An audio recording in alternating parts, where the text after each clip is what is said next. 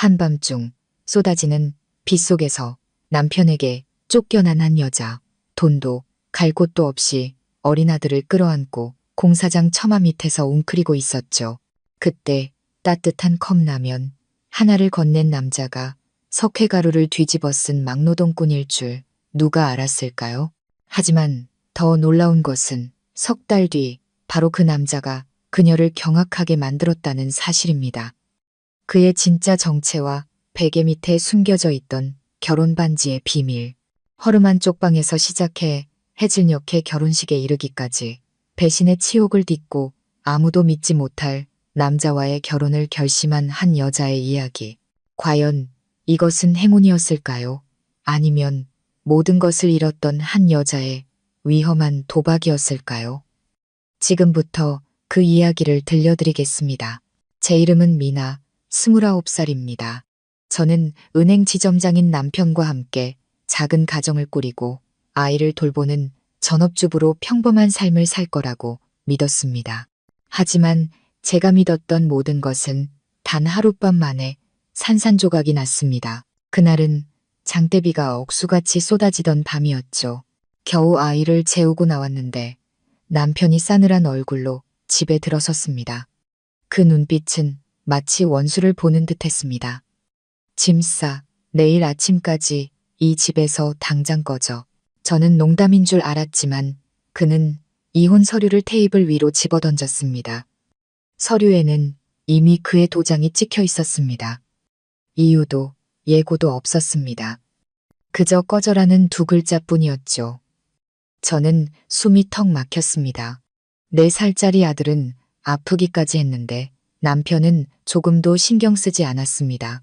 시어머니는 멀찍이 서 팔짱을 낀 채 그 광경을 보며 비웃었습니다. 이런 날이 올 줄 알았다. 돈도 못 버는 여편네는 진작에 나가야 집안이 깨끗해지지. 제 지갑에는 단돈이만 원이 전부였습니다. 부모님도 기댈 형제도 없었습니다. 오직 남편만 믿고 모든 연을 끄는 대가였죠. 그날 밤 저는 아들을 안고 아파트 단지 정문 앞에서 추위에 덜덜 떨어야 했습니다. 친구들에게 전화를 걸었지만 받지 않거나 조용히 끊어버렸습니다. 예전에 저 역시 누구의 도움도 필요 없다고 여겼으니 그들을 원망할 수는 없었죠. 밤이 깊어지자 아들의 열은 더 심해졌고 온몸을 사시나무 떨듯 떨었습니다.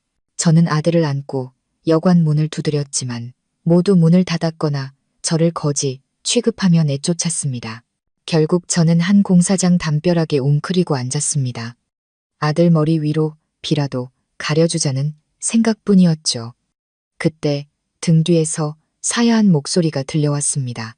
아주머니, 이런 빗속에서 왜 여기 앉아 계세요? 돌아보니 시멘트 얼룩이 가득한 작업복에 찢어진 비옷을 걸친 한 남자가 서 있었습니다. 그는 낡은 자전거를 세우고 손에는 라면 몇 개와 생수가 든 비닐봉지를 들고 있었죠. 저는 그저 아들을 끌어안고 고개를 숙일 뿐이었습니다. 그는 별말 없이 제 아들을 보더니 자신의 잠바를 벗어 저에게 덮어주었습니다. 저쪽 공사장에 작은 방이 하나 있어요. 일단 아이 데리고 거기로 가요. 내일 일은 내일 생각하고 이러다 큰일 나겠어요. 저는 경계심 가득한 눈으로 그를 바라봤지만 등 뒤로 불어오는 칼바람에 그의 제안을 거절할 수 없었습니다. 그날 밤 저와 아들은 시멘트 포대로 덮인 얇은 매트리스 위에서 잠이 들었습니다. 시멘트 냄새가 코를 찔렀지만 지난 24시간 동안 제가 겪었던 그 어떤 곳보다 따뜻했습니다. 그의 이름은 준호 씨, 옆 공사장에서 막노동을 한다고 했습니다. 아직 미혼이고 그만둔 경비원의 작은 숙소에서 임시로 지낸다고 했죠. 저는 날이 밝으면 어떻게든 떠나야겠다고 다짐했습니다. 하지만 인생에는 제가 결코 예상치 못했던 길이 있었습니다. 다음 날 아침 찢어진 천막 사이로 들어오는 햇살에 눈을 떴습니다. 아들은 땀을 송골송골 맺은 채 깊이 잠들어 있었습니다. 밤새 추웠지만 길바닥에 있을 때처럼 떨지는 않았죠. 방은 좁고 퀴퀴한 냄새가 났지만 어제는 그토록 찾아 헤맸던 지붕이 있는 곳이었습니다. 어젯밤의 막노동꾼 준호 씨는 이미 일어나 있었습니다. 벽돌 위에 놓인 휴대용 가스레인지에서 달그락거리는 소리와 함께 라면 냄새가 진동했습니다. 그가 문을 두드리며 김이 모락모락 나는 라면 그릇을 내밀었습니다. 아이는 아직 이런 거 못 먹겠죠. 그래도 아주머니라도 좀 드시고 힘내세요. 저는 낯선 사람의 호의가 아직 어색해 망설였습니다. 감사합니다. 하지만 오래 있을 수는 없어요. 오늘 일자리 알아보고 싼 방이라도 얻으려고요. 그는 고개를 끄덕이며 아무 말 없이라면 그릇을 제 쪽으로 밀었습니다. 괜찮으니 드세요. 저 혼자 사는 곳이라 방은 비어 있으니 며칠 지내는 건 문제 없어요. 안정적인 거처 구하면 그때 떠나도 늦지 않아요. 저는 고개를 숙여 감사 인사를 했지만 마음은 복잡했습니다. 의지하고 싶진 않았지만 지금 당장 어디로 가야 할까요? 아침에 아이 죽을 사 먹이고 나니 가진 돈은 7,000원이 전부였습니다. 주민등록도 기댈 곳도 낡아 빠진 기저귀 가방 속 재봉기술 자격증 외에는 아무것도 없었죠. 저는 아들을 업고 약국에가 해열제 반알만 겨우 샀습니다. 주머니 속 꼬깃꼬깃한 지폐를 꺼내자 약사는 안쓰러운 눈으로 저를 쳐다봤습니다. 준호 씨의 방으로 돌아오니 그는 망치로 부서진 선반을 고치고 있었습니다. 그냥 아기 방에 눕혀서 쉬게 하세요. 함부로 돌아다니지 마시고요. 이 도시는 약한 사람한테 그리 친절하지 않아요. 제가 조심스럽게 물었습니다. 혼자 사세요? 그는 멋쩍게 웃으며 말했습니다. 네, 일찍 학교 그만두고 몇 년째 막노동하며 살아요. 돈도 없고 가족도 없고 낮에는 일하고 밤에는 그냥 이렇게 자는 거죠. 그의 눈빛 속 진솔함에 저는 잠시 경계심을 풀었습니다. 며칠만 신세지겠다고 부탁했습니다. 아이가 괜찮아지면 바로 떠나겠다고요. 사흘이 지나는 동안 저는 그를 위해 밥을 짓고 작은 방을 청소했습니다. 준호 씨는 여전히 무뚝뚝했지만 저를 불편하게 하는 어떤 눈빛이나 행동도 하지 않았습니다. 그는 그저 묵묵히 라면이나 계란, 가끔은 간장 한 병을 사와서는 제가 저녁 식사를 준비하도록 내버려 두었죠. 저는 한때 모든 것이 갖춰진 집에서 살았습니다. 남편은 잘 다려진 셔츠를 입고 고급 세단을 몰며 출근했죠. 그런데 이상하게도 시멘트 냄새 가득한 이 작은 방에서 고된 노동을 하는 이 남자와 함께 있을 때 기묘한 평온함을 느꼈습니다. 어느 날 저녁 식사 후 준호 씨가 옅은 보리차 2잔을 따르더니 저를 한참 동안 바라봤습니다. 미나 씨, 혹시 갈 곳을 못 정했다면 저랑 혼인신고부터 하는 건 어때요? 그래야 집 구하기도 일자리 구하기도 쉬울 테니까요. 제가 뭘 바라는 건 아니에요. 그냥 아이가 있는데 두 모자가 길에서 헤매는 걸 차마 못 보겠어서 그럽니다. 저는 깜짝 놀라 고개를 들었습니다. 결혼을요? 그는 얼굴을 붉히며 머리를 극적였습니다. 진짜 결혼이 아니라 서류상으로만요. 제가 돕는 셈 치세요. 나중에 미나 씨가 지낼 곳도 생기고 직장도 구해서 떠나고 싶으면 바로 이혼 서류에 도장 찍어줄게요. 어떤 구속도 없을 겁니다. 저는 씁쓸하게 웃었습니다. 인생이 어찌나 기구한지 한때 은행 지점장의 아내였던 제가 이제는 거처와 재기할 기회를 얻기 위해 막노동꾼의 청혼을 고민해야 하는 신세가 되다니. 저는 아들을 한 번, 그리고 보기 드문 선량함이 담긴 준호 씨의 눈을 한번 쳐다봤습니다. 저는 고개를 끄덕였습니다. 우리는 월요일 아침 동사무소로 향했습니다. 준호 씨는 새벽 일찍 일하러 나갔고 저는 아이를 안고 그가 미리 작성해준 서류를 들고 갔습니다. 직원은 혼인신고서를 보더니 저를 힐끗 쳐다봤습니다. 확실하세요? 남편 되실 분이 일용직 노동자에 여기 전입신고도 안 되어 있고 임시거주 상태인데요. 저는 속이 타들어가는 것 같았지만 애써 태연한 척 작게 고개를 끄덕였습니다. 서류 처리를 마치고 저는 혼인신고가 완료된 서류를 들고 쪽방으로 돌아왔습니다.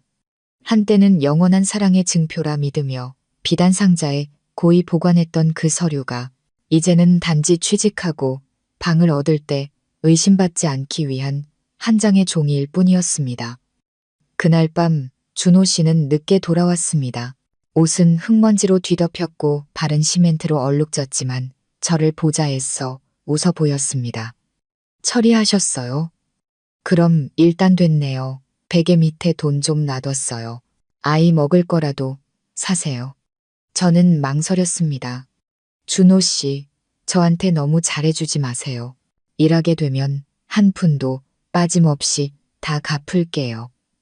그는 손을 저었습니다. 갚을 필요 없어요.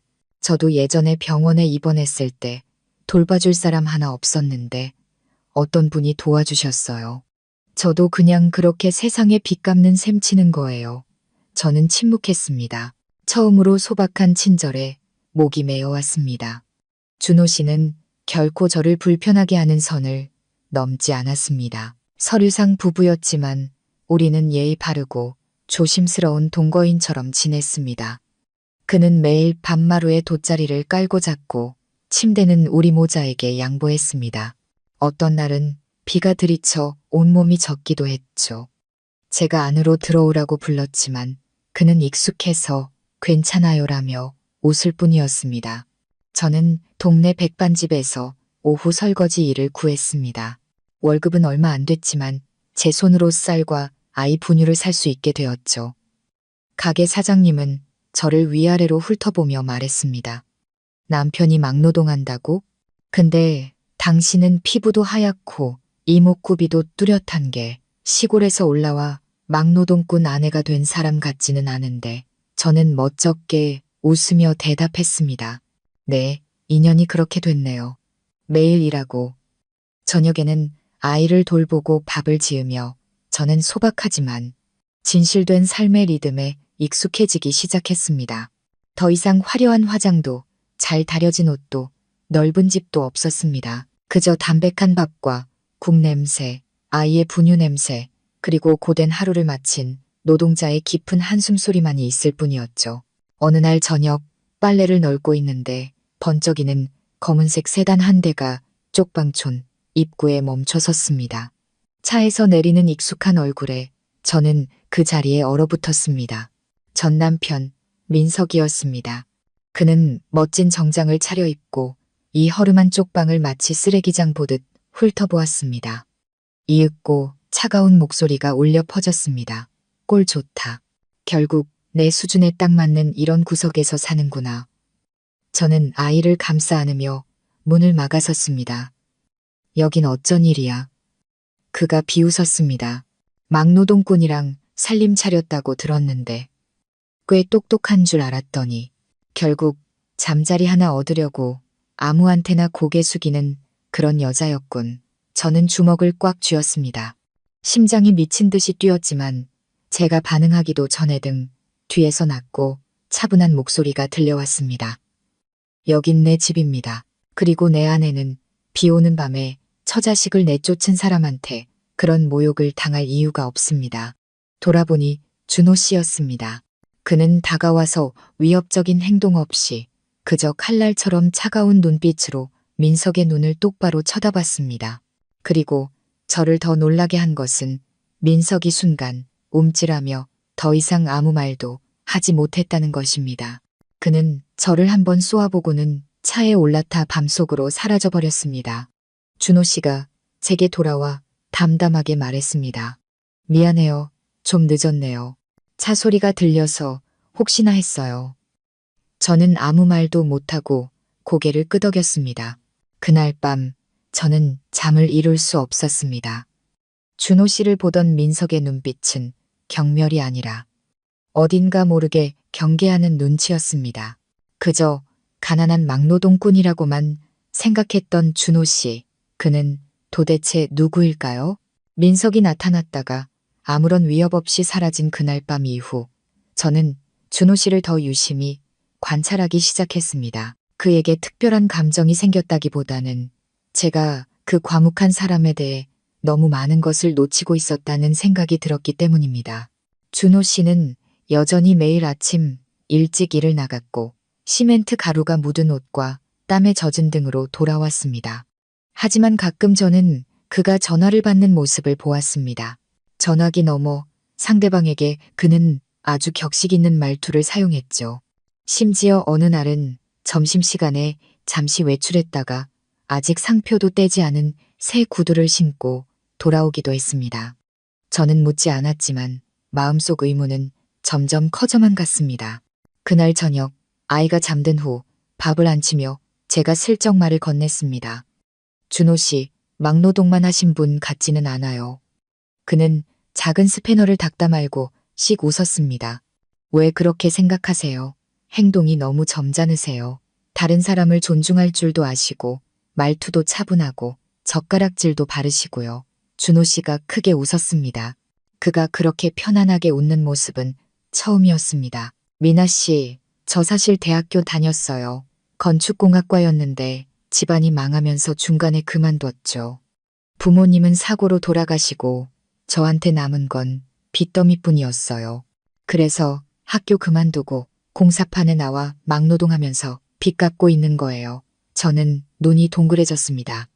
그럼 왜 기사 자격증을 따서 취직하지 않으셨어요? 배운 게 있으니 더 쉬웠을 텐데요. 준호 씨가 입맛을 다셨습니다. 시도는 해봤죠. 그런데 졸업장도 없고 인맥도 없는 중퇴생을 누가 믿어주겠어요. 그냥 밑바닥부터 다시 시작하기로 한 거예요. 꼭 명함이 있어야만 사는 건 아니잖아요. 그의 말에 저는 목이 메었습니다. 남편과 집, 자존심을 잃고 완전히 무너졌던 저와는 달리 부모님과 학업, 모든 것을 잃고도 시멘트 묻은 손으로 꿋꿋이 일어서고 있는 이 남자 앞에서 제 자신이 너무나 작게 느껴졌습니다. 바로 그날 방을 정리하다가 우연히 그의 낡은 노트를 발견했습니다. 그 안에는 고층 건물을 손으로 직접 그린 아주 상세한 설계도가 있었습니다. 아래에는 파란색 펜으로 이렇게 적혀 있었죠. 일본식 미니멀리즘 디자인 적용 모델 M300 고강도 콘크리트 기준 예비 구조 계산. 저는 그 반듯하고 전문적인 글씨들을 보며 멍하니 서 있었습니다. 그때 준호 씨가 들어와 제가 노트를 들고 있는 것을 보았습니다. 그는 노트를 빼앗지 않고 그저 제 옆에 조용히 앉았습니다. 미나 씨, 어떤 사람은 돈 때문에 일하고 어떤 사람은 명예 때문에 일하죠. 저는 옛날 꿈을 잊고 싶지 않아서 일해요. 제가 조심스럽게 물었습니다. 그 길로 다시 돌아가고 싶으세요? 준호 씨는 잠시 생각에 잠겼다가 고개를 끄덕였습니다. 네, 하지만 서두르진 않을 겁니다. 자본을 좀 더 모아야 해요. 한 푼 두 푼 악착같이 모으고 있어요. 나중에는 작은 건설팀이라도 만들어서 직접 공사를 따내고 싶어요. 그때가 되면 다시 돌아갈 겁니다. 뭔가를 증명하기 위해서가 아니라 모든 것을 제대로 다시 해보기 위해서요. 저는 그를 바라보며 가슴이 뭉클해졌습니다. 그날 이후 제 삶의 무게가 조금은 가벼워지기 시작했습니다. 저는 더 열심히 일했고 아이가 잠들면 몰래 울거나 과거의 치욕 때문에 밤을 새우는 일도 없어졌습니다. 주변 사람들도 저를 다르게 보기 시작했습니다. 제가 일하는 백반집 사장님이 말했죠. 어이, 미나 씨, 시장 상인들이 그러는데 자네 남편이 옛날에 동료가 아팠을 때 병원비를 대신 내줬다며? 다들 그 사람 의리 있다고 칭찬이 자자해. 저는 그 말을 듣고 깜짝 놀랐습니다. 그의 소리 없는 선행은 이렇게 다른 사람들의 기억 속에 남아 있었던 겁니다. 어느 날 오후 식당을 정리하고 있는데 웬 낯선 남자가 준호 씨를 찾아왔습니다. 정장을 입고 고급 스쿠터를 타고 온 그는 정중하게 저에게 봉투 하나를 건네며 고개를 숙였습니다. 준호 씨가 이걸 좀 전해달라고 부탁했습니다. 지금 현장에서 인수인계 중이라 바로 오기 힘들다고요. 봉투를 열어보니 안에는 빳빳한 새 돈으로 총 200만 원과 작은 쪽지가 들어있었습니다. 이 돈으로 더 나은 방을 구하고 아이 약도 사 먹이면서 새로 시작하세요. 저는 곧 더 먼 현장으로 옮기게 되어 두 모자를 계속 데리고 있기 어렵게 됐습니다. 고마워할 필요 없어요. 저도 예전에 이런 도움을 받은 적이 있으니까요. 저는 그 자리에 얼어붙었습니다. 준호 씨는 제가 모르는 사이에 이 모든 것을 조용히 준비하고 있었던 겁니다. 저는 봉투를 손에 쥔 채 심장이 조여오는 것을 느꼈습니다. 돈 때문이 아니라 그의 방식 때문이었습니다. 그는 미리 말 한마디 없이 저를 떠나라고 강요하지도 않으면서 제가 낯선 도시에서 길을 잃지 않도록 모든 것을 완벽하게 준비해 주었습니다. 저는 조심스럽게 돈을 다시 봉투에 넣고 아이를 안고 쪽방을 나섰습니다. 그 돈은 단 한 푼도 쓰고 싶지 않았습니다. 저는 동정받고 싶지도 않았고 더 이상 불쌍한 사람처럼 누군가의 도움에 의지해 살고 싶지도 않았습니다.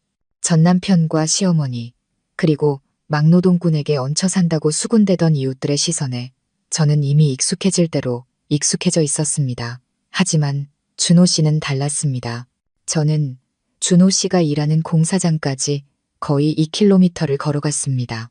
그곳은 짓담한 아파트 단지로 층층이 쌓인 철골 구조물과 자욱한 흙먼지로 가득했습니다. 경비 초소를 몇 개나 지나서야 겨우 안으로 들어갈 수 있었죠. 준호 씨에 대해 묻자 그곳의 인부 몇몇이 저를 잠시 쳐다보더니 말했습니다. 혹시 김준호 기사님 찾으세요? 그분 아침에 현장 떠나셨는데요. 저는 온몸에 피가 식는 것 같았습니다. 김준호 기사님이요. 막노동하시는 분 아니었나요? 나이 지긋한 인부 아저씨가 웃으며 말했습니다. 아, 준호 씨 예전에 기술 배우려고 막일부터 시작했지. 원래 건축기사 자격증도 있고 이 아파트 단지 설계 도면 그린 사람 중 한 명이에요. 몇 년 전에 사고로 학업을 중단했다가 나중에 복학해서 다 마쳤다고 하더라고. 지금은 여기 시공기사 겸 하청팀들 감독까지 맡고 있어요. 혹시 그분하고 무슨 관계라도. 저는 제대로 서 있기도 힘들었습니다. 차가운 기운이 등줄기를 타고 흘렀습니다. 저는 아내, 아니, 친구. 그냥 아는 사람이에요. 아저씨가 인자하게 웃었습니다. 그럼 아가씨 운 좋은 줄 알아요. 이 현장에서 김 기사님 존경 안 하는 사람 없어요. 책임감 있고 성실하고 정직하고 어떨 땐 도면 수정한다고 밤새우기도 한다니까. 그런데도 사는 건 또 엄청 소박해요. 먹고 살 만큼만 있으면 된다고 남는 건 어려운 사람 돕는다고 하더라고. 어제도 보니 쌀이랑 분유한 상자 사서 예전 살던 쪽방으로 가던데 아마 아가씨랑 아기 주려고 그랬나 보네. 저는 할 말을 잃었습니다. 제가 막노동꾼의 아내가 된 것을 부끄러워하고 자책하는 동안 그저 평범한 노동자라고만 생각했던 준호 씨는 사실 누구보다 능력 있고 줏대 있으며 책임감 있는 사람이었던 겁니다. 저는 그곳에 한참 동안 서 있었습니다. 그때 젊은 기술자 한 명이 다가와 안전모 하나를 건넸습니다. 저기요, 김준호 기사님이 이거 전해달라고 하셨어요. 안전모 안에는 작은 USB와 사진 한 장이 들어있었습니다. 저와 아들이 잠든 모습이었습니다. 창문 틈으로 찍은 듯 아침 햇살이 아들의 얼굴 위로 부드럽게 내리쬐고 있었죠. 사진 속 저는 마치 온 세상으로부터 아들을 지키려는 듯 꼭 껴안고 있었습니다. 그리고 사진 밑에는 손으로 쓴 글씨가 있었습니다. 비록 석 달의 짧은 시간이었지만 두 모자 덕분에 이곳은 제가 몇 년 만에 처음으로 느껴보는 따뜻한 집이었습니다. 저는 눈물을 참을 수 없었습니다.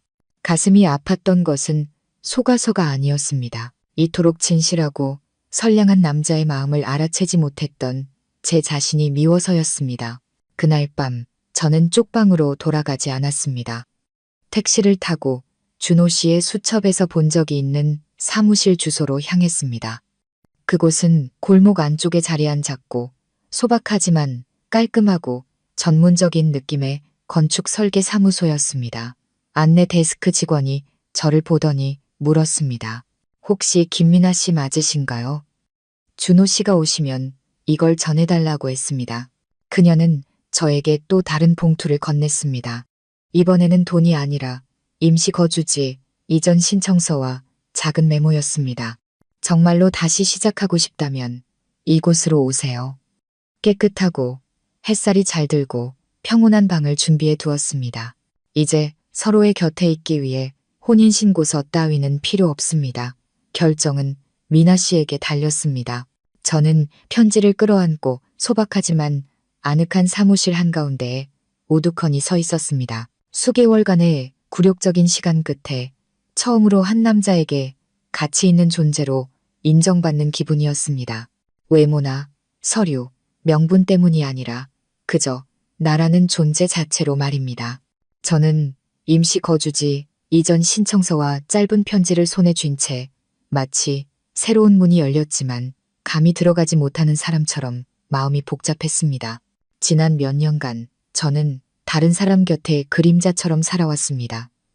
성공한 남편의 그림자, 시댁의 투명인간, 한밤중에 공사장에서 잠자리를 구걸하는 초라한 미혼모. 하지만 지금 처음으로 누군가가 제 손에 열쇠를 쥐어준 것 같았습니다. 그들의 집 문을 여는 열쇠가 아니라 바로 제 인생의 문을 여는 열쇠를 말입니다. 저는 편지에 적힌 주소로 가기로 결심했습니다. 그곳은 경기도 양평의 한적한 호숫가로 주로 별장이나 펜션이 있는 곳이었습니다. 마침 비가 부슬부슬 내리기 시작했고 뺨을 타고 흐르는 것이 빗물인지 눈물인지 알 수 없었습니다. 저는 걸으면서 생각했습니다. 막노동꾼, 아니 막노동꾼처럼 살았던 사람이 어떻게 이렇게 비싼 동네에 거처를 마련할 수 있었을까. 하지만 목적지에 도착했을 때 저는 눈앞의 광경에 할 말을 잃었습니다. 그곳은 대나무 숲 옆에 자리한 아담한 일본식 목조 주택이었습니다. 마당에는 소박한 현무암 디딤돌이 놓여 있었고 앞들에는 막 피기 시작한 연꽃이 가득한 작은 연못이 있었습니다. 간마른 나무 냄새와 은은한 연꽃 향기가 어우러져 제가 살던 축축한 쪽방과는 완전히 다른 세상 같았죠. 문은 잠겨 있지 않았습니다. 살짝 밀고 들어가자 안에는 모든 것이 정갈하게 정돈된 공간이 나타났습니다. 부엌에는 냄비와 식기들이 갖춰져 있었고 수건거리에서는 햇볕 냄새가 났습니다. 그리고 식탁 위에는 곱게 접힌 편지 한 통과 열쇠 꾸러미가 놓여 있었습니다. 미나 씨, 갑작스러운 변화가 익숙지 않으리란 걸 알아요. 하지만 이곳은 신세 지는 곳이 아닙니다. 원한다면 당신이 새롭게 시작할 수 있는 곳입니다. 이 집은 제가 당신의 이름으로 장기 임대 계약을 해두었습니다. 빚도 조건도 없습니다. 책상 아래 노트북이 있을 겁니다.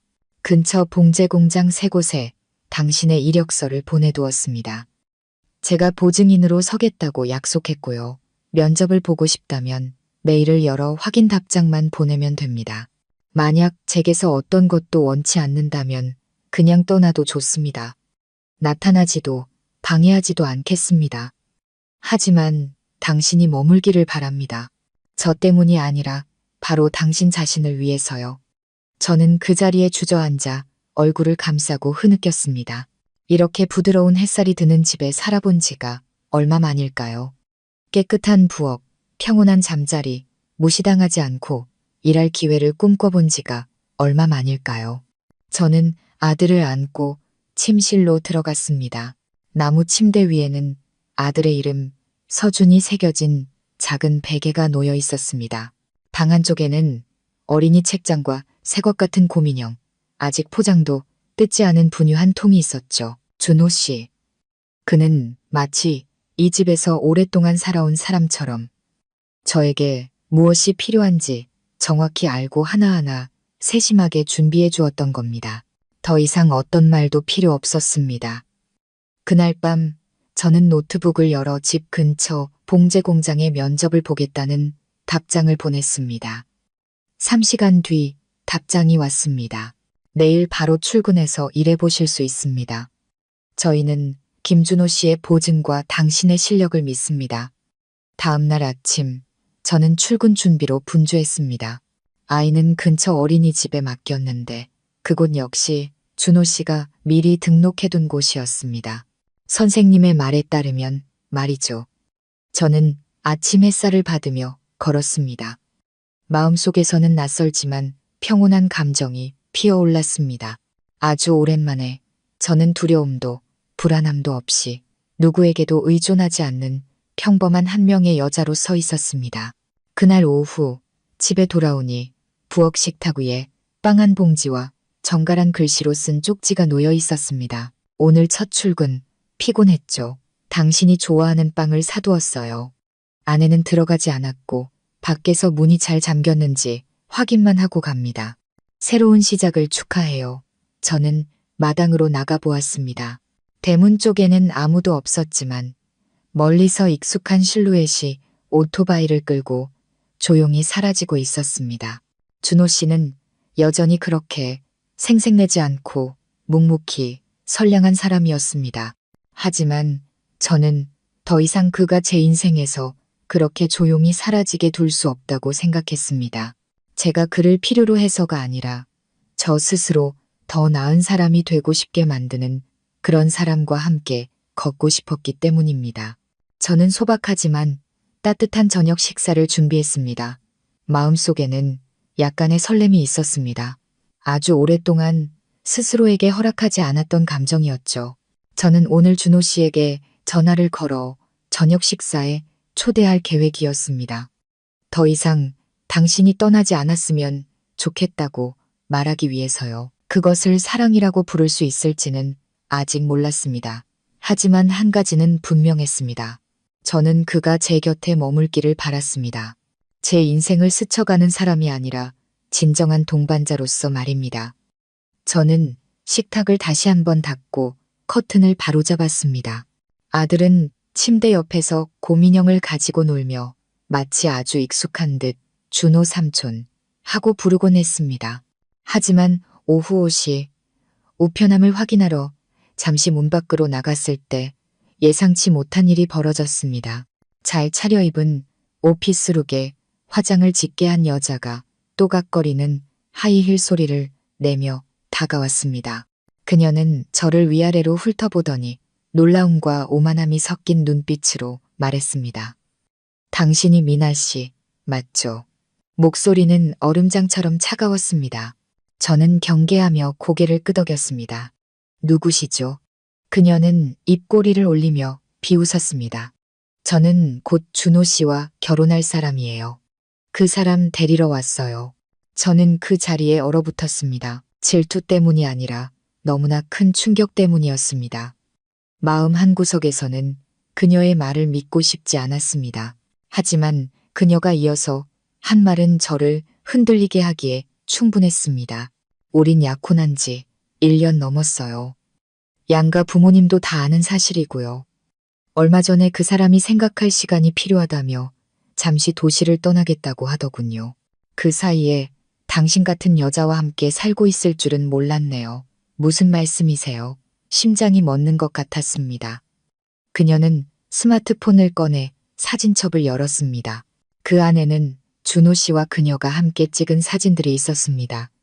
어느 파티장에서, 공항에서, 심지어 커다란 저택 앞에서 찍은 사진도 있었죠. 그녀가 말을 이었습니다. 당신을 탓하진 않아요. 아마 몰랐겠죠. 하지만 이제 모든 걸 정리하러 온 거예요. 준호 씨는 당신과 사는 세상 사람이 아니에요.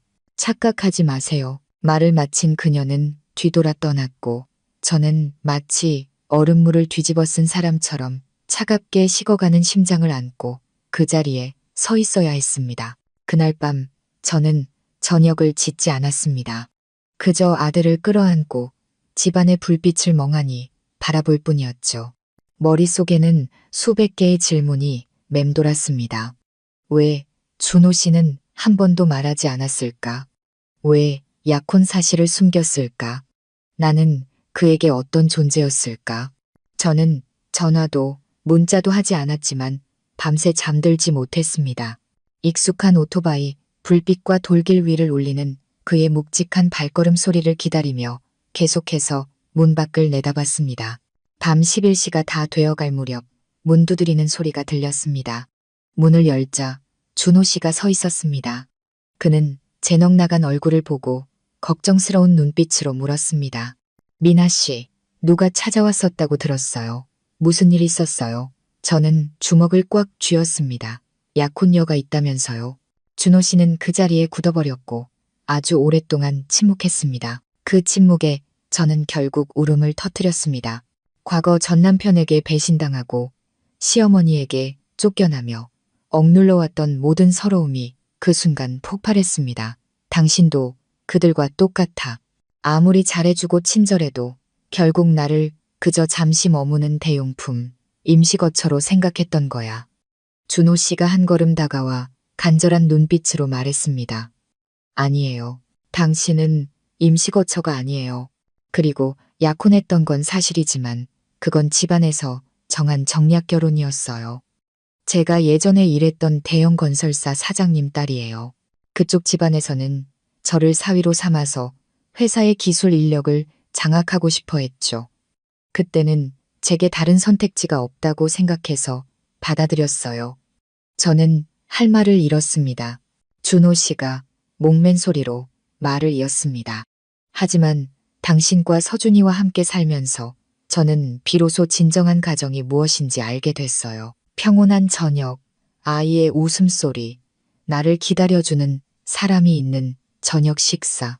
더 이상 그런 계산적인 삶을 살고 싶지 않아요. 그가 단호한 눈빛으로 저를 바라봤습니다. 오늘 제가 온 건 모든 걸 솔직하게 말씀드리고 당신에게 한 가지를 부탁하기 위해서예요.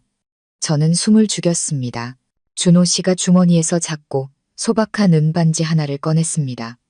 보석 하나 밝히지 않은 단순한 민자 반지였죠. 그가 반지를 들어 올렸습니다. 만약 당신이 아직 과거의 상처를 다 잊지 못했다면 제가 곁에서 함께 치유하며 걷겠습니다.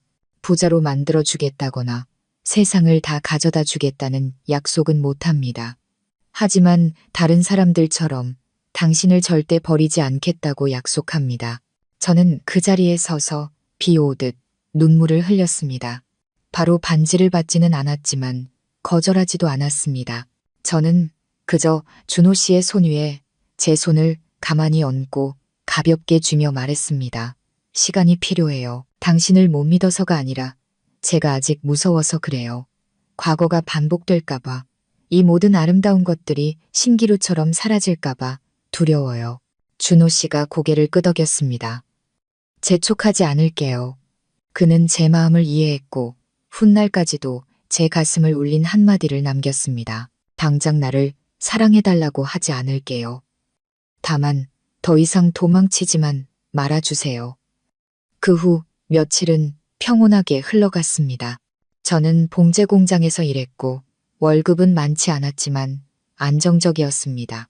아들은 어린이집에서 잘 지냈고 준호 씨는 여전히 가끔 들러 전구를 갈아주거나 찬장 경첩을 고쳐주고 문 앞에 우유 한 상자를 두고는 제가 안으로 들어오라고 청하기도 전에 조용히 사라지곤 했습니다. 저는 제 마음이 조금씩 부드러워지는 것을 느꼈습니다. 더 이상 한밤중에 문 잠그는 소리에 놀라 깨지도 않았고 눈을 떴을 때 가난한 쪽방의 회색 천장을 보며 절망하지도 않았습니다. 어쩌면 이 세상은 온갖 고초를 겪은 사람에게 여전히 다정할 수 있다는 믿음이 생기기 시작했습니다. 하지만 제가 두려워했던 것처럼 과거는 쉽게 저를 놓아주지 않았습니다. 그날 오후 어린이집에서 아들을 데리고 돌아오는데 집 앞에 번쩍이는 검은색 세단이 서 있었습니다. 차에서 내리는 익숙한 그림자와 함께 제 이름을 부르는 소리가 들렸습니다. 전 남편 민석이었습니다. 여전히 멋진 모습, 잘 다려진 정장 차림이었지만 그의 얼굴에는 피로감이 서려 있었고 예전 같은 오만함은 사라져 있었습니다. 저는 아들의 손을 꽉 잡았습니다. 서준이는 아빠를 알아보고 제 등 뒤로 숨었습니다. 아이는 비 오는 밤 엄마에게 소리치며 두 모자를 집 밖으로 내쫓았던 그 남자를 아직 기억하고 있었습니다. 제가 차갑게 물었습니다. 여긴 어쩐 일이야? 민석이 다가오려 했지만 저는 즉시 문을 막아섰습니다. 할 말 있으면 하고 가.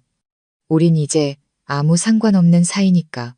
민석은 바로 대답하지 않았습니다. 대신 차 뒷좌석에서 다른 여자가 내렸습니다. 제가 산후조리 중일 때도 당당하게 우리 집에 드나들던 그의 내연녀였습니다. 제 침대에 누워 잠을 자던 바로 그 여자. 그녀는 제 아들 또래의 아기를 안고 있었습니다. 민석이 그제야 입을 열었습니다. 미안해. 내가 너와 우리 아들에게 했던 모든 짓은 용서받을 수 없는 일이야. 하지만 오늘 온 건 다시 합치자고 온 게 아니야. 한 가지 사실을 분명히 말해주러 왔어. 저는 의심 가득한 눈으로 침묵했습니다. 민석이 옆에 여자를 힐끗 보더니 말을 이었습니다. 네가 떠나고 이 여자가 아이를 낳았어. 그런데 내 아이가 아니었어. 유전자 검사를 했거든. 난 한낱 지위를 위해 나를 이용한 사람을 믿고 바보짓을 한 거야. 가족, 집, 직위, 모든 걸 잃었어. 회사에서도 내부 비리가 드러나서 해고당했고, 저는 놀랐습니다. 동정심 때문이 아니라 저를 나락으로 밀어넣었던 그가 이렇게 제 앞에서 고개를 숙이는 날이 올 줄은 상상도 못했기 때문입니다. 네가 준호 씨와 함께 산다는 소식을 듣고 찾아왔어. 난 준호 씨가 누군지 알아. 예전에 그 사람 인맥을 이용해서 더 높은 자리로 올라가려고 한 적이 있었거든. 그런데 그가 거절했어. 그때 내가 그에게 말했지. 그 여자는 내 전처일 뿐이라고, 내가 버린 거라고. 그랬더니 그가 뭐라고 했는지 알아? 당신이 버린 그것이 어쩌면 당신이 가졌던 가장 소중한 것이었을지도 모릅니다. 라고 하더군. 그 말에 저는 숨이 멎는 것 같았습니다. 민석이 고개를 숙였습니다. 용서해달라고 할 자격도 없어. 하지만 네가 정말 좋은 아내였다는 건 알아줬으면 해. 그냥 그 말 하러 온 거야. 저는 대답하지 않았습니다. 아들을 안고 집으로 들어가 문을 닫았습니다. 마음속에 폭풍이 이는 것 같았죠. 사랑이 남아서가 아니었습니다. 제가 아직 제 자신을 발견하기도 전에 유일하게 저의 가치를 알아봐준 남자, 준호 씨에 대한 마지막 확인을 들었기 때문이었습니다. 그날 밤 저는 문 앞에서 오랫동안 서성였습니다. 그리고 처음으로 망설임 없이 준호 씨에게 전화를 걸었습니다. 내일 저녁 식사하러 올 수 있어요? 할 말이 있어요. 전화기 너머로 그의 부드러운 웃음소리가 들렸습니다. 좋아요. 저도 따라 웃었습니다. 하지만 바로 다음 날 저녁 준호 씨가 집 앞에 도착했을 때 제 눈앞에서 끔찍한 사고가 벌어지리라고는 상상도 못했습니다. 그리고 피를 흘리는 사람이 바로 준호 씨일 줄은 더더욱 몰랐습니다. 저는 그 순간을 생생하게 기억합니다. 그저 따뜻한 저녁 식사가 되어야 했던 운명의 그 밤을 저는 제가 가진 옷 중에 가장 단정한 원피스를 입고 그릇을 다시 한번 닦고 식탁 위에 작은 국화꽃을 놓았습니다. 서준이에게는 준호 삼촌, 엄마랑 밥 먹어요 라고 말하는 법을 가르쳤죠. 모두 사소한 것들이었지만 저는 그렇게 정성껏 저녁 식사를 준비해 본 적이 없었습니다. 저와 아들을 쓰레기처럼 버린 전 남편을 위해 차렸던 마지막 식사 이후 처음이었죠. 대문 앞에서 오토바이 소리가 들리자 심장이 가볍게 뛰었습니다. 저는 앞치마에 손을 닦으며 문을 열러 나갔습니다. 그리고 그 순간 끼익 하는 날카로운 마찰음, 눈부신 헤드라이트 불빛, 누군가의 비명소리, 그리고 남은 것은 오싹하고 둔탁한 충돌음뿐이었습니다. 저는 비명을 질렀습니다. 준호 씨가 길 한가운데 쓰러져 있었습니다. 머리는 길가 표지판에 세게 부딪혔고 셔츠 깃은 피로 붉게 물들고 있었습니다. 오토바이는 10m는 좋게 떨어진 곳에 나뒹굴고 있었고 음주운전을 한 남자가 비틀거리며 차에서 내려 더듬거렸습니다. 저는 못 봤어요. 피할 줄 알았는데 저는 더 이상 아무것도 들리지 않았습니다. 눈을 희미하게 뜬 채 말 한마디 못하고 누워있는 준호 씨를 보자 다리에 힘이 풀렸습니다. 그는 아직 의식은 있었지만 극심한 고통 속에 있는 것이 분명했습니다. 저는 얼굴을 감싸고 미친 사람처럼 구급차를 외치며 울부짖었습니다. 그 혼란스러운 순간 준호 씨가 힘겹게 주머니에서 스마트폰을 꺼내 제 쪽으로 밀었습니다. 그는 말을 할 수 없었지만 눈빛으로 스마트폰을 가리켰습니다. 저는 그가 왜 이러는지 이해할 수 없었지만 일단 받아들였습니다. 준호 씨가 아주 작게 고개를 끄덕이더니 이내 정신을 잃었습니다. 병원 응급실. 저는 복도에 앉아 떨리는 손으로 준호 씨의 스마트폰을 열었습니다. 모든 앱과 메시지, 저장된 파일을 뒤졌습니다. 그리고 개인 폴더에 저장된 음성 녹음 파일 하나를 발견했습니다. 녹음 날짜는 사흘 전, 제가 그의 반지에 대한 대답을 망설이고 있을 때였습니다. 제가 파일을 재생하자 얇은 스피커를 통해 준호 씨의 목소리가 흘러나왔습니다. 미나 씨, 이 녹음 보내지 않으려고 했어요. 하지만 혹시 무슨 일이 생긴다면 당신이 내가 왜 당신 곁에 가게 되었는지 그 이유만은 알아주었으면 해서요. 처음부터요. 당신이 아이를 안고 공사장 계단에 앉아있던 그 비 오는 밤 기억나요? 사실 난 당신을 처음부터 봤어요. 당신이 공사장 울타리 옆을 헤매고 다닐 때부터 아이 우는 소리를 들었지만 감히 다가가지 못했어요. 당신이 누구인지 알고 있었으니까. 저는 숨이 멎는 것 같았습니다. 심장이 멈춘 듯 했죠. 나는 당신 전 남편이 맡았던 프로젝트의 감리 기사였어요. 그 사람을 알았고 그가 당신 등 뒤에서 무슨 말을 하고 다니는지도 들었죠.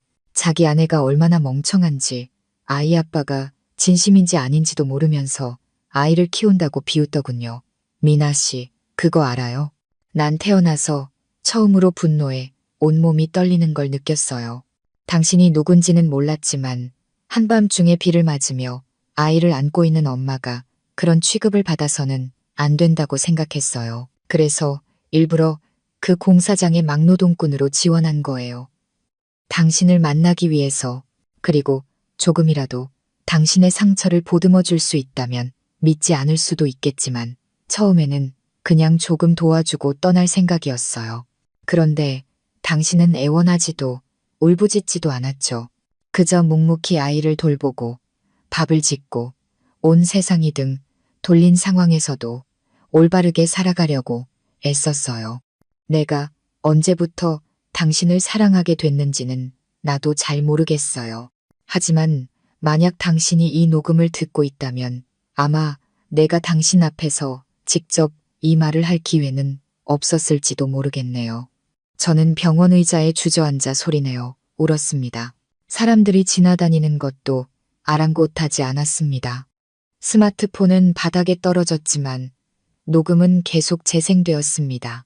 만약 내가 당신에게 무언가를 숨겼다면 용서해 주세요. 하지만 내가 했던 모든 행동은 진심이었습니다. 나는 당신을 사랑했던 것처럼 누군가를 사랑해 본 적이 없어요. 버림받았지만 누구의 도움도 기다리지 않고 스스로의 두 발로 일어선 여자. 당신을요. 저는 더 이상 아파서 우는 게 아니었습니다. 후회 때문에 울었습니다. 그 남자를 제 삶에 너무 늦게 들인 것이 후회스러워서요. 그때 의사가 나왔고 저는 달려갔습니다. 선생님, 그 사람 괜찮은가요? 의사는 마스크를 벗으며 피곤하지만 다행이라는 미소를 지었습니다. 괜찮습니다. 다행히 부상이 깊지 않아요. 몇 주 정도 안정을 취하면 될 겁니다. 저는 의자에 주저앉아 안도의 눈물을 흘렸습니다. 저는 그를 잃지 않았습니다. 이번만큼은 병실에 들어가니 준호 씨는 아직 깨어나지 않았지만 숨소리는 한결 편안해 보였습니다. 저는 침대 옆에 앉아 그의 거칠고 투박한 손을 잡아 제 뺨에 가져다 댔습니다. 그리고 오랫동안 마음속에 묻어두었던 말을 처음으로 속삭였습니다. 이제 도망치지 않을게요. 여기 있을게요. 당신을 선택할게요. 준호 씨는 입원한 지 사흘 만에 일반 병실로 옮겨졌습니다. 저는 봉제 공장에 일주일 휴가를 내고 그를 간호했습니다. 머리와 어깨의 상처는 여전히 부어 있었고 붕대를 갈 때마다 제 마음도 아팠습니다. 하지만 준호 씨는 언제나 애써 웃어 보였죠. 네가 우는 게 제일 아프니까 이제 나 때문에 울지 마. 저는 눈물이 그렁그렁한 채로 웃었습니다. 병원에 있는 동안 우리는 많은 대화를 나누지 않았습니다.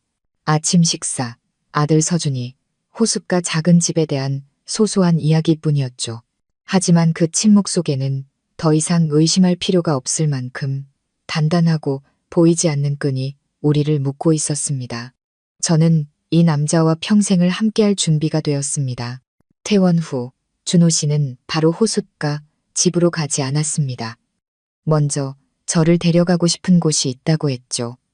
저는 의아했지만 고개를 끄덕였습니다. 우리는 택시를 타고 도심에서 1시간가량 떨어진 외곽으로 향했습니다. 길 양옆으로는 풀밭과 밭, 그리고 드문드문 낡은 집들만 보였습니다. 저는 걱정이 되기 시작했습니다. 준호 씨, 우리 어디 가는 거예요? 그는 바로 대답하지 않고 미소만 지었습니다. 도착하면 알게 될 거예요. 택시는 완만한 언덕 앞에 멈춰 섰습니다. 그곳에는 나무 기둥과 철사로 대강 울타리가 쳐진 땅이 있었습니다. 안쪽에는 막 시멘트를 부은 듯한 새로운 기초가 다져져 있었고 몇몇 건축 자재 더미는 방수포로 덮여 있었습니다. 마당 구석에는 작은 삼륜차가 나무 그늘 아래 세워져 있었죠. 저는 어리둥절한 채로 차에서 내렸습니다. 준호 씨가 저를 돌아보며 부드럽지만 단호한 눈빛으로 말했습니다. 여기가 내가 4년 동안 돈을 모아 처음으로 산 땅이야. 크진 않아. 100제곱미터 정도밖에 안 돼. 하지만 건축 허가도 받았고 여기에 세 사람을 위한 작은 집을 지을 거야. 저는 숨이 멎는 것 같았습니다. 우리를 위해서요? 준호 씨가 고개를 끄덕였습니다. 그의 목소리가 한층 낮아졌습니다. 더 이상 당신이 새빵을 전전하며 살게 하고 싶지 않아. 서준이가 어딘가를 임시 거처라고 부르게 하고 싶지도 않고 나는 우리에게 가정이라고 부를 수 있는 곳을 만들어주고 싶어. 누구도 우리를 쫓아낼 수 없고 누구도 우리를 모욕할 수 없으며 누구도 감히 빼앗아갈 수 없는 그런 곳을 저는 목이 메었습니다. 살면서 처음으로 온갖 풍파를 겪은 후에야 선택받았다는 것이 무엇인지 느낄 수 있었습니다. 인생의 갈림길에서 누군가를 기다리는 사람이 아니라 누군가가 이미 그려놓은 길 위에서 손을 잡고 함께 걷는 사람이 된 기분이었습니다. 준호 씨가 주머니에서 직접 손으로 그린 설계도를 꺼냈습니다. 작은 마당이 있어 나무를 심고 빨래를 널 수 있는 집, 거실과 부엌이 이어져 있고 작은 침실 2개와 아침 햇살이 바로 들어오는 작업 공간이 있는 집. 빨리 지을 돈은 없지만 내가 직접 하나씩 만들어 갈 거야. 매일 퇴근하고 와서 벽을 바르고 지붕을 얹고 선반을 짤 거야. 몇 달이 걸릴지도 모르지만 이 집만큼은 내 손으로 직접 짓고 싶어. 당신과 서준이를 위해서. 저는 준호 씨를 와락 껴안고 아이처럼 울음을 터뜨렸습니다. 저는 고급 빌라에 살면서도 마음속 깊은 곳까지 시렸던 적이 있었습니다. 하지만 지금 이 순간처럼 따뜻했던 적은 없었습니다. 이 황량한 땅 위에서 거친 2손과 선량한 마음뿐인 한 남자의 품 안에서 말입니다. 우리는 오랫동안 함께 앉아 있었습니다. 언덕을 스치는 바람이 제 머리카락을 흩날려 준호 씨의 뺨을 간지렸습니다. 그가 부드럽게 머리카락을 쓸어내리며 간절한 눈빛으로 말했습니다. 바로 대답하지 않아도 돼. 하지만 만약 당신이 동의한다면 작은 결혼식을 올리고 싶어. 화려하지 않아도 괜찮아. 그냥 당신이 하얀 드레스를 입고 서준이가 작은 꽃다발을 들고 몇몇 친구들이 우리가 평생 지킬 약속을 지켜봐 주는 것만으로도 충분해. 저는 고개를 들어 그를 바라봤습니다. 마음속에는 더 이상 망설임이 없는 감정이 차올랐습니다. 저는 그의 손을 잡고 고개를 끄덕였습니다.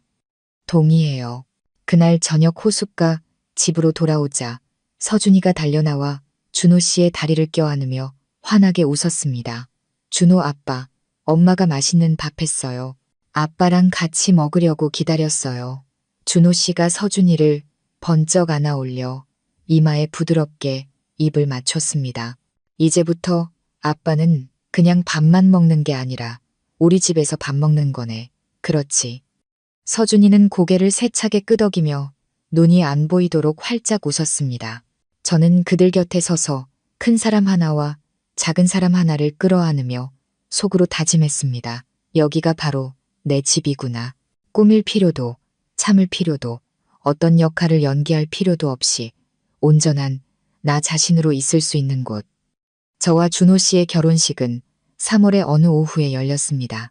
화려하지도 성대한 예식장도 눈부신 웨딩드레스도 없었지만 저에게는 평생 가장 기억에 남는 날이었습니다. 우리는 짓고 있는 집의 기초 위에서 작은 예식을 올렸습니다.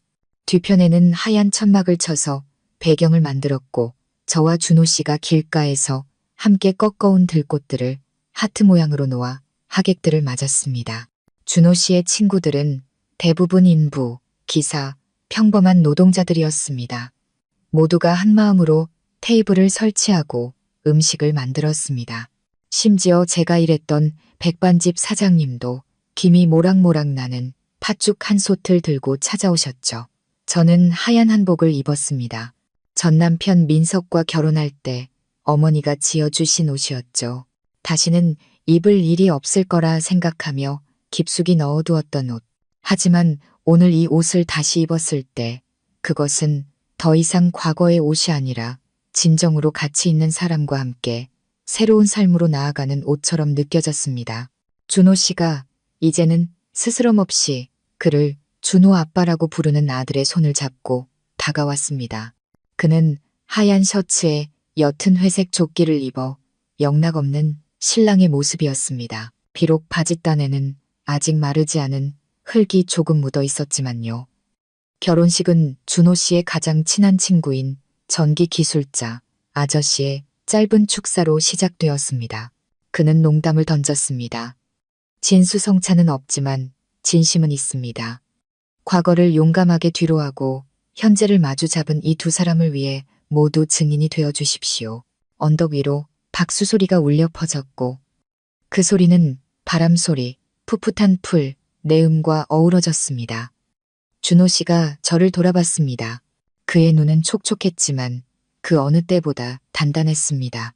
나는 평생 이렇게 조용히 남들이 기억도 못하는 집을 지으며 살 거라고 생각했어. 하지만 당신을 만나고 나서 팔기 위한 집이 아니라 살기 위한 집, 그리고 혼자가 아니라 함께 살 집을 짓고 싶다는 열망이 생겼어. 저는 눈물을 닦으며 웃음과 함께 고개를 끄덕였습니다. 그리고 저는 제 가치가 모두 사라졌다고 버림받은 여자, 아무것도 남지 않은 미혼모일 뿐이라고 생각했어요. 하지만 당신을 만나고 나서야 내가 짐이 아니라 한 명의 여자로서 여전히 사랑받을 수 있다는 걸 깨달았어요. 사람들이 환호하며 박수를 쳤습니다. 제가 준호 씨와 반지를 교환하려던 순간 사람들 사이에서 날카로운 여자 목소리가 울려 퍼졌습니다. 한 명의 여자로서 사랑받는다니 말 한 번 근사하게 하네, 미나 씨. 저는 그 자리에 얼어붙었습니다. 모든 하객들이 뒤를 돌아봤습니다. 붉은 원피스에 짙은 화장을 한 날카로운 인상의 여자가 두툼한 봉투를 손에 들고 걸어 나오고 있었습니다. 저는 바로 알아봤습니다. 전 남편 민석의 형수, 제 전 손윗동서였습니다. 그녀가 비웃으며 말했습니다. 죄송해요. 잠시 방해 좀 할게요. 하지만 여기 계신 분들이 이 신부가 얼마나 순진하고 착한 여자인지 아셔야 할 것 같아서요. 하객들 사이에서 웅성거림이 일었습니다. 준호 씨가 제 앞을 막아서며 말했습니다. 누구시죠? 그녀는 준호 씨에게는 대답도 하지 않고 봉투를 높이 들어 올렸습니다. 이건 우리 미나 씨가 집을 나가기 전에 전 시어머니 통장에서 몰래 2억을 빼내 간 은행 거래 내역서 사본이에요. 아들을 못 낳는다고 구박하는 시어머니에게 악다구니를 퍼붓던 녹음 파일도 있고요. 자, 이제 묻고 싶네요. 시댁에서 도둑으로 몰리고 막말을 일삼던 여자가 과연 이 하얀 옷을 입을 자격이 있을까요? 순간 정적이 흘렀습니다. 저는 숨이 턱 막혔습니다. 그녀가 한 말은 일부 사실이었지만 완전히 왜곡된 사실이었습니다. 2억을 인출한 것은 맞지만 그건 제 돈이었습니다. 제 부모님이 물려주신 결혼 예물을 팔아 제 명의 통장에 넣어둔 돈이었죠. 시어머니가 통장을 관리하고 있었을 뿐. 쫓겨난 후 저는 단지 제 몫을 되찾았을 뿐입니다. 그리고 막말을 했다는 그날은 제가 제왕절개 수술을 한 지 열흘밖에 안 됐을 때 민석이 내 연녀를 집에 들이지 마라 달라고 울며 애원했던 날이었습니다. 그리고 저는 감히 질투를 했다는 이유로 뺨을 맞았습니다. 저는 주먹을 꽉 쥐고 그녀와 마주 섰습니다. 원하는 게 뭐예요? 그녀가 입술을 비틀었습니다. 원하는 건 없어.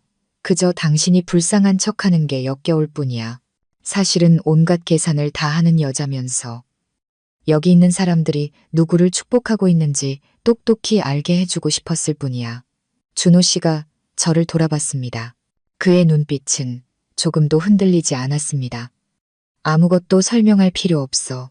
내가 아는 건 단 하나야. 내가 사랑하는 여자는 밑바닥까지 떨어졌어도 누구에게도 의지하지 않고 스스로 아이를 키우며 일어선 사람이라는 거.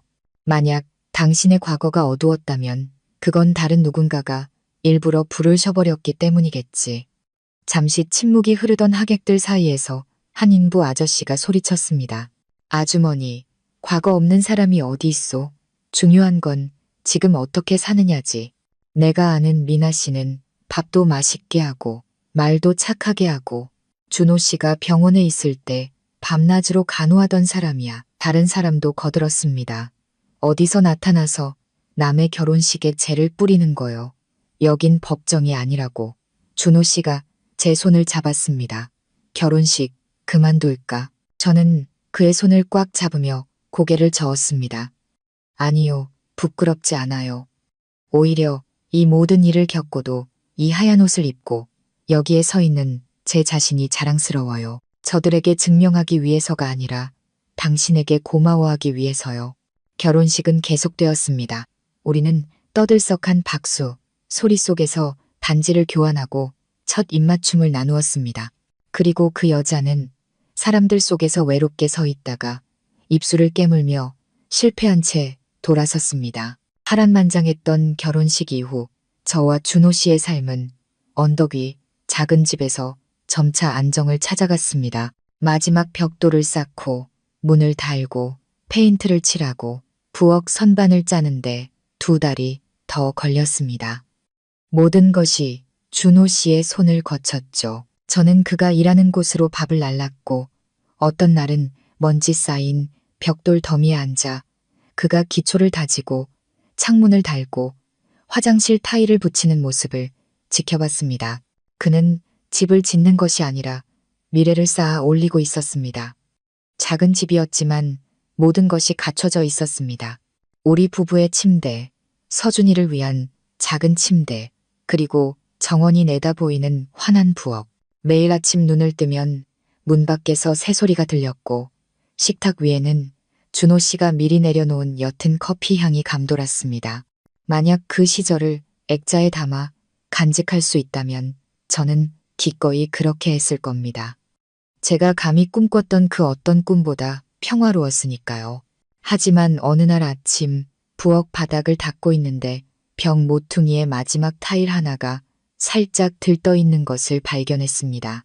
호기심에 살짝 들어올리자 그 아래 먼지와 시멘트 가루로 뒤덮인 낡은 깡통 상자가 있었습니다. 상자 안에는 빛바랜 사진 몇 장과 함께 익숙한 준호 씨의 필체가 담긴 손편지가 들어 있었습니다.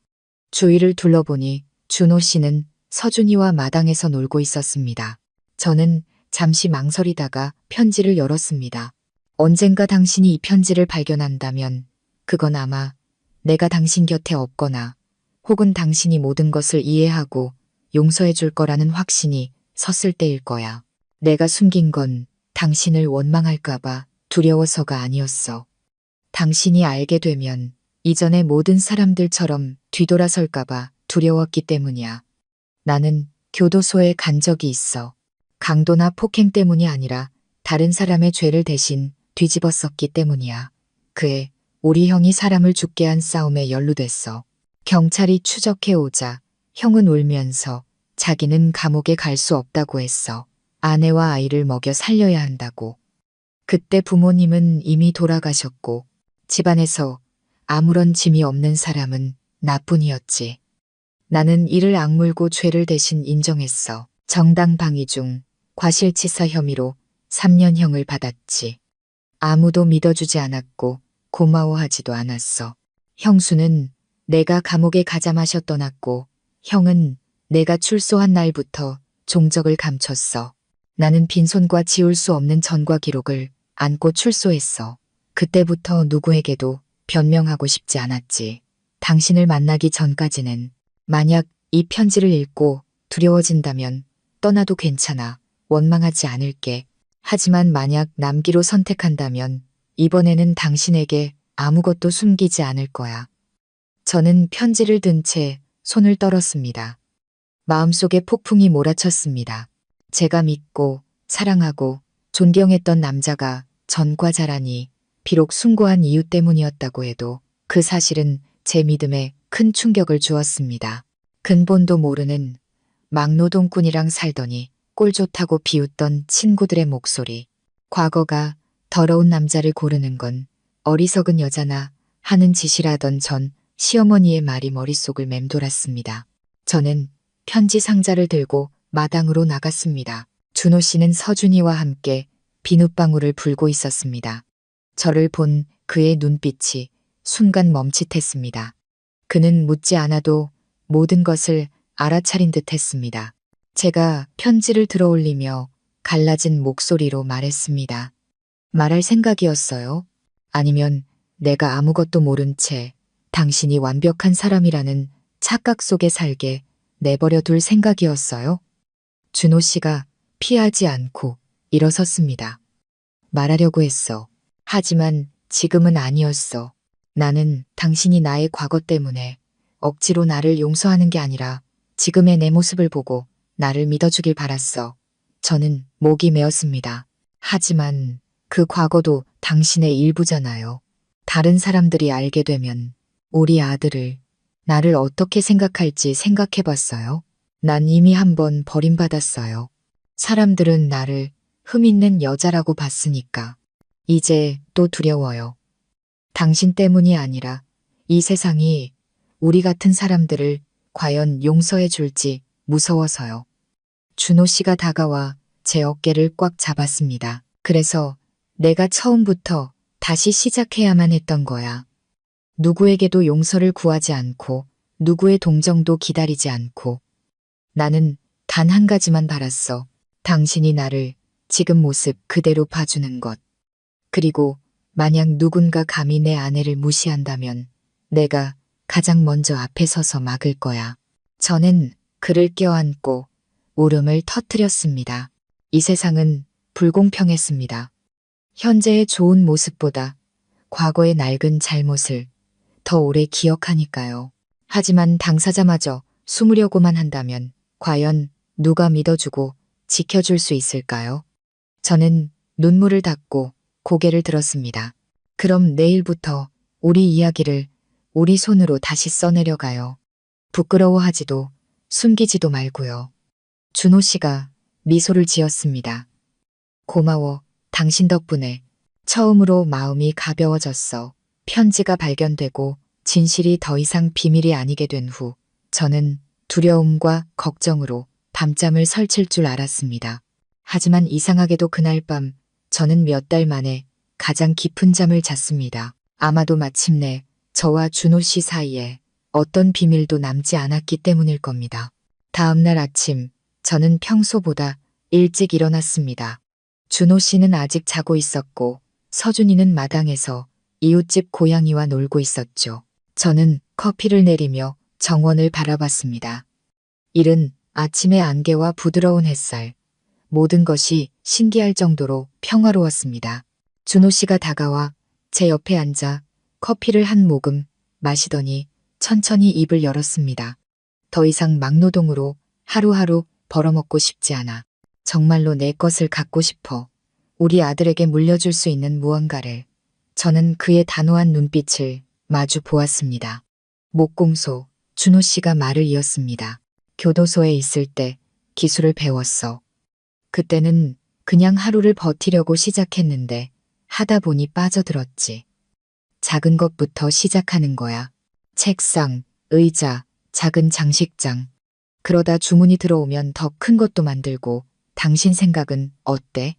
저는 생각할 필요도 없이 고개를 끄덕였습니다. 준호 씨를 사랑하고 결혼하면서 저는 한 가지를 배웠습니다. 이 남자에게 불가능이란 없다는 것을, 단지 시간이 걸릴 뿐이라는 것을. 우리는 뒷마당에서 시작했습니다.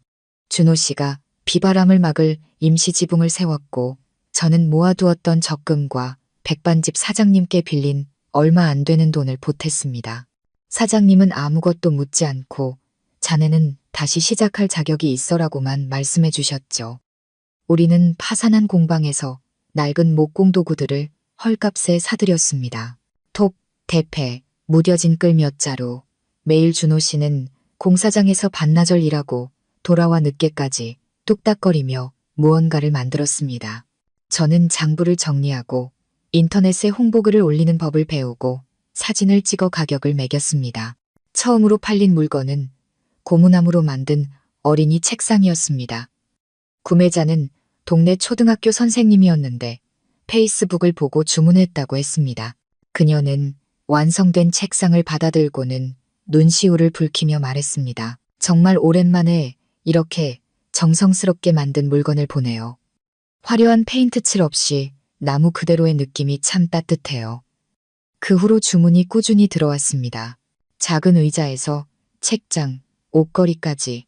아직 인력이 부족해 많은 주문을 받지는 못했지만 우리는 모든 물건에 진심을 담아 만들었습니다. 하지만 모든 일이 순탄하지만은 않았습니다. 한 번은 이웃집 아주머니가 아이를 데리고 와서 우리 집 대문 앞에서 소리쳤습니다. 당신, 우리 아들을 전과자한테 기술 배우게 할 셈이야. 나중에 당신 남편처럼 사람이라도 해치면 누가 책임질 건데? 저는 그 자리에 얼어붙었지만 준호 씨는 아무 말 없이 밖으로 나갔습니다. 그는 방금 만든 나무 의자를 마당 한가운데에 놓고 그 위에 오래전 자신의 수감이유가 명시된 서류와 이미 형기가 만료되었음을 증명하는 서류를 올려두었습니다. 당신한테는 설명할 필요가 없었지만 다른 사람들에게는 필요해. 그리고 더 이상 당신 혼자 세상의 손가락질을 받게 두지 않을 거야. 그가 나중에 저에게 말했습니다. 처음에는 흉흉한 소문이 돌았습니다. 공방에 왔다가 주인이 전과자라는 사실을 알고 그냥 돌아가는 사람도 있었습니다. 하지만 점차 모든 것이 바뀌기 시작했습니다. 어느 날 근처 중학교에서 온 선생님 한 분이 찾아왔습니다. 학생들 실습실에 놓을 책걸상 20세트를 주문하고 싶은데 가능할까요? 저는 놀라서 물었습니다. 어떻게 저희를 선택하셨어요? 교장 선생님은 미소를 지으며 말했습니다. 제가 준호 씨의 교도소 시절 교정위원이었습니다. 그가 얼마나 성실하고 정직한 사람인지 압니다. 그리고 자신의 과거와 정면으로 마주할 용기가 있는 사람이야말로 기회를 받을 자격이 있다고 믿습니다. 저는 그날 준호 씨를 와락 껴안았습니다. 첫 번째 큰 계약 때문이 아니라 처음으로 이 사회가 우리에게 등을 돌리지 않았다는 사실에 감사해서였습니다. 어느 날 저녁 마지막 주문품을 완성하고 나서 저는 문턱에 앉아 한숨을 돌리고 있었습니다. 준호 씨가 제가 직접 만든 두유 2잔을 들고 와 옆에 앉으며 장난스럽게 웃었습니다. 우리 아내 정말 대단한데 이제 목심, 모심, 공방의 재무이사님이시네. 저는 웃음을 터뜨렸습니다. 누가 지은 이름이 그렇게 심오하대? 준호 씨가 먼 곳을 바라봤습니다. 목심, 목심, 나무의 마음, 그건 바로 당신이야. 당신은 성실하고 진실하고 용서할 줄 알고 다시 사랑할 용기가 있었지. 당신이 바로 내 마음의 중심이야. 저는 대답 대신 그의 손을 꽉 잡았습니다. 우리는 성대한 결혼식도 넓은 집도 없었지만 빈손으로 시작해 가족과 사업, 그리고 누구 앞에서도 고개 숙일 필요 없는 인생을 만들어냈다고 믿었습니다. 우리는 다시 시작한 일에 가장 좋은 시절을 보내고 있었습니다. 목심 공방은 더 이상 임시 가건물이 아니라 톱질 소리와 망치 소리가 규칙적으로 울려 퍼지고 새나무 냄새가 가득한 깔끔하고 아늑한 공간이 되었습니다.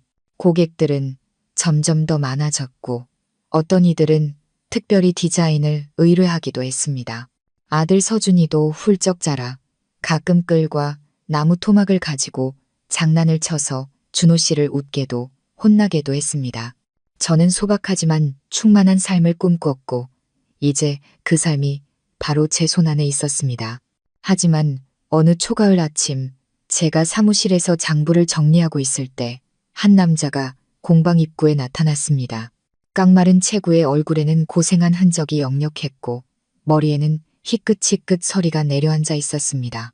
그는 한참 동안 아무 말 없이 망설이는 듯 안쪽만 들여다보고 있었습니다. 제가 다가가 정중하게 물었습니다. 안녕하세요. 주문하시려고요? 그 남자가 고개를 돌렸을 때 저는 등골이 서늘해지는 것을 느꼈습니다. 험악해서가 아니라 그 눈빛이 준호 씨와 기이할 정도로 닮아 있었기 때문입니다. 그의 목소리가 떨렸습니다. 저는 준호 동생의 형, 웅이라고 합니다. 혹시 제 동생 여기 있습니까? 저는 그 자리에 얼어붙었습니다. 웅. 준호 씨가 대신 죄를 뒤집었었던 그 사람. 집 바닥 아래 숨겨진 편지에서 언급되었던 준호 씨가 출소한 후 흔적도 없이 사라졌던 바로 그 형. 준호 씨가 작업장에서 끌과 걸레를 든 채 걸어 나왔습니다. 그 남자를 본 준호 씨는 그 자리에 멈춰 섰습니다. 두 사람은 거의 1분 동안 아무 말 없이 서로를 마주 보고 서 있었습니다. 그 긴장감에 저는 등 뒤에서 나무 사이를 스치는 바람 소리마저 들을 수 있을 정도였습니다. 마침내 웅이 먼저 입을 열었습니다. 준호야, 미안하다. 준호 씨는 대답 없이 끌을 테이블 위에 내려놓고 깊은 한숨을 내쉬었습니다. 형이 다시 돌아올 용기가 있을 줄은 몰랐네. 웅이 고개를 숙였습니다. 그의 눈시울이 붉어졌습니다. 나는 평생 그 빚에 짓눌려 살았어. 하지만 그때는 어떻게 너를 마주해야 할지 몰랐다. 네가 감옥에 가고 아내는 떠나고 아들은 크게 앓다가 결국 세상을 떠났지. 나는 차마 너를 찾아갈 수가 없었어. 더 이상 내 형제라고 불릴 자격이 없다고 생각했으니까. 준호 씨가 주먹을 꽉 쥐자 손등에 핏줄이 하얗게 섰습니다. 그럼 이제 와서 뭘 하려고? 뒤늦은 사과 한마디 하려고? 웅이 고개를 저으며 천천히 주머니에서 서류 뭉치 하나를 꺼내 준호 씨에게 건넸습니다. 사과만 하려는 게 아니야. 부모님이 남겨주신 땅, 내 이름으로 되어 있는 거 전부 너에게 넘겨주려고 해. 나는 곧 외국으로 떠날 거고 그 땅을 지킬 자격이 있는 사람은 너뿐이라는 걸 알아. 저는 숨을 죽였습니다. 준호 씨가 서류를 받아 넘겨보았습니다. 설계도, 토지 이용 확인서, 모든 것이 합법적인 서류였습니다. 시내와 가까운 그 땅은 거의 1000제곱미터에 달하는 아주 가치 있는 땅이었습니다. 만약 우리가 저 땅을 갖게 된다면 목심 공방은 규모를 2배로 늘리고 어엿한 소규모 제작 공장으로 성장할 수도 있었습니다. 준호 씨가 차가운 목소리로 물었습니다. 나한테 주는 거야? 아니면 빚 갚는 셈치고 땅이나 맡아달라는 거야? 웅이 고개를 저으며 말을 잘랐습니다. 주는 게 아니라 갚는 거야. 너는 나 때문에 3년의 청춘을 잃었고 나는 10년 동안 죄책감에 시달렸다. 이제라도 내가 조금이라도 괜찮은 사람이었다고 믿어준다면 받아줘. 나를 위해서가 아니라 돌아가신 우리 부모님을 위해서. 준호 씨는 침묵했습니다. 저는 무거운 마음으로 그를 바라봤습니다. 그날 밤 옹을 보낸 후 우리는 마루에 앉아 있었습니다. 제가 조심스럽게 입을 열었습니다. 어떻게 할 생각이에요? 만약 받으면 우리에겐 정말로 다시 일어설 기회가 생길 거예요. 하지만 그건 한때 당신에게 등을 돌렸던 사람의 도움을 받아들이는 거기도 하고요. 준호 씨가 길게 숨을 내쉬었습니다. 더 이상 형을 미워하지는 않아. 다만 한 번 사람을 잘못 믿었다가 평생을 고생할까봐 그게 두려울 뿐이야. 제가 그의 어깨에 손을 얹었습니다. 용서는 그 사람이 자격이 있어서 하는 게 아니라 우리가 평온해질 자격이 있기 때문에 하는 거래요. 준호 씨가 저를 바라보더니 이내 안도하는 듯 옅은 미소를 지었습니다. 그럼 내일 명예 이전하러 가야겠네. 저는 그의 손을 꽉 잡았습니다. 3주 후 땅은 성공적으로 이전되었습니다. 준호 씨는 자랑하거나 인터넷에 글을 올리지 않고 그저 묵묵히 인력을 고용하고 저와 함께 공방 확장 계획을 세웠습니다. 하지만 이번에는 조금 달랐습니다. 과거의 실수를 저질렀던 청년들에게 목공 기술을 무료로 가르쳐주는 프로그램을 함께 운영하기로 한 것입니다. 그 역시 한때 철창 안에서 용서받았고 이제는 다른 사람에게 기회를 줄 차례였습니다. 저는 교도소에 다녀오고 온 세상에 외면당했던 한 남자가 이제는 자신처럼 상처 입은 수많은 사람들을 위해 미래의 문을 열어주고 있는 모습을 바라보았습니다. 그날 아침 하늘은 수정처럼 맑았고 언덕을 스치는 바람은 저와 준호 씨가 작은 집에 첫 벽을 칠하던 그날처럼 시원했습니다. 하지만 오늘은 달랐습니다. 오늘은 확장된 목심 공방의 개업식이 있는 날이었습니다. 우리 부부가 빈손으로 시작했을 때는 감히 꿈도 꾸지 못했던 전환점이었죠. 새로운 땅은 세 개의 작업 공간과 하나의 제품 전시장, 그리고 전과가 있는 청년들에게 무료로 기술을 가르치는 작은 교실이 있는 깔끔한 공방으로 탈바꿈했습니다. 정문 위에는 소나무판에 소박하게 새겨진 간판이 걸려 있었습니다. 목심, 공방, 두 손과 마음으로 모든 것을 다시 시작하는 곳. 저는 준호 씨 옆에 서서 손을 잡고 있었습니다. 하얀 셔츠를 입은 서준이는 새로 만든 책상과 의자 사이를 아장아장 뛰어다니며 사람들에게 자랑했습니다. 이 책상은 우리 아빠가 만들었어요. 저 책장은 우리 엄마가 그린 거고요. 많은 사람들이 찾아왔습니다. 고객뿐만 아니라 이웃, 친구, 그리고 준호 씨의 옛 제자들까지. 한때 우리를 의심의 눈초리로 보던 사람들이 이제는 악수를 청하며 진심 어린 축하와 함께 떡과 과일을 가져왔습니다. 심지어 준호 씨가 교도소에서 데려와 기술을 가르쳐주던 두 청년도 함께 했습니다. 사람들 앞에 선 두 청년 중 한 명인 옹이, 준호 씨가 수감되었을 때와 비슷한 나이의 그 아이가 박수 소리 속에서 수줍게 말했습니다. 저는 제 인생이 평생 남의 밑에서 일하다 끝날 거라고 생각했어요. 하지만 준호 선생님이 그러셨어요. 흠집난 나무도 갈고 닦으면 아름다운 가구가 될 수 있다고. 제가 오늘 여기에 서서 꿈을 꿀 수 있는 건 그 믿음 덕분입니다. 저는 준호 씨를 보았습니다. 그의 눈시울이 붉어져 있었습니다. 그는 유명해질 필요도 수십억을 벌 필요도 없었습니다. 하지만 그 순간 저는 그가 비로소 자신의 삶이 의미 있음을 느끼고 있다는 것을 알 수 있었습니다. 행사가 끝나고 사람들이 하나둘 돌아갔을 때 준호 씨는 저를 참고 2층으로 이끌었습니다. 그가 조용히 개조해둔 유리 지붕 너머로 언덕 전체가 보이는 작은 방이었습니다. 테이블 위에는 작은 나무 상자가 놓여 있었습니다. 공방이 제대로 운영되면 만들어주겠다고 약속했던 바로 그 상자. 그가 상자를 열자 안에는 제 이름 미나와 또 다른 단어, 믿음이 함께 새겨진 나무 펜던트가 달린 얇은 목걸이가 있었습니다. 당신이 나를 믿어주었기에 오늘의 내가 있을 수 있었어. 그가 목걸이를 제 목에 걸어주며 속삭였습니다. 당신이 없었다면 이 마음도 이 공방도 지금의 나도 없었을 거야. 저는 그를 끌어안고 어깨가 젖도록 눈물을 흘렸습니다. 인생은 우리를 밑바닥까지 내동댕이 쳤습니다. 하지만 바로 그 깊은 바닥에서 우리는 서로를 발견했고 환상이 아닌 노동과 성실함, 그리고 진심으로 다시 일어서기로 결심했습니다. 저는 더 이상 남편에게 버림받은 여자도 비 오는 밤 공사장에서 잠자리를 구걸하던 사람도 아니었습니다. 준호 씨 역시 과거를 숨기며 움츠려들던 막노동꾼이 아니었습니다. 우리는 부부이자 동반자였고 버려진 나무 조각 같던 삶의 파편들을 모아 함께 집을 지어낸 두 사람이었습니다. 매일 아침 공방문을 열 때마다 저는 준호 씨가 벽에 직접 흰 페인트로 쓴 문구를 봅니다. 과거는 족쇄가 아니다. 그것으로 새로운 문을 만들 용기만 있다면 저는 비로소 깨달았습니다. 그것은 단지 한 목공소의 슬로건이 아니라 우리 자신과 서로에게 한평생의 약속이라는 것을.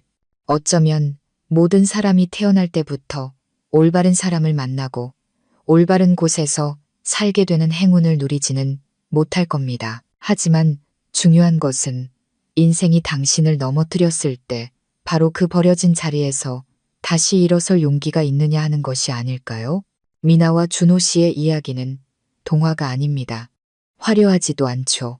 이것은 무거운 과거를 짊어지고 버림받고 편견에 내몰렸던 두 사람이 결국 진실과 믿음 그리고 계산 없는 사랑으로 어둠 속에서 걸어나와 스스로의 집을 지어낸 여정입니다. 만약 당신이 스스로를 자격 없는 사람이라 느끼거나 인생의 작은 흠집 하나 때문에 평가절하 당한 적이 있다면 기억해 주세요. 과거는 판결이 아닙니다. 그것은 당신의 인생에서 가장 아름다운 부분을 새로 써내려갈 재료일 뿐입니다.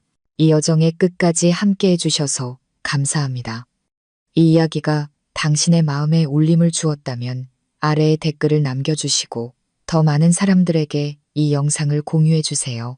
어쩌면 당신의 작은 행동이 절망에 빠진 누군가에게 다시 시작할 이유를 선물해줄지도 모릅니다. 매일 진실하고 감동적인 삶의 이야기를 계속해서 만나고 싶으시다면 채널 구독도 잊지 마세요.